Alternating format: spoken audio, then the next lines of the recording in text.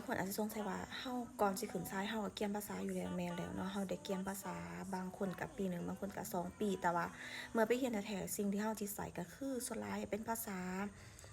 าเขียนเนาะภาษาทางการภาษาเขียนบทสิ่งที่เป็นข้อยุ่งยากเนาะคือโรงเรียนจุนก็คือ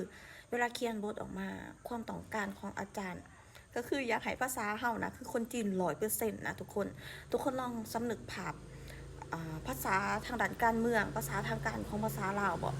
คิดภาพออกบ่ทุกคนเซ็นถามว่าเป็นภาษาลาวเนาะก็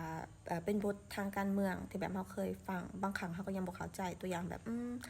อิงตามดำรัสนายกฉบับเลขที่นั่นๆนี่ๆจากว่าด้วยอีหยังต่างๆนานาเนาะบางครั้งเราใส่มันก็บ่ถือหั้นนะอย่างเช่นคำนี้ไปกับประโยคนี้บ่ได้จังซั่นจังซี่เนาะบางครั้งอะมันก็จะผิดอาจารย์ก็จะติเราว่าภาษาเราก็ต้องเป๊ะอาจารย์ก็แบบว่าเราอิหยังหั้นนะ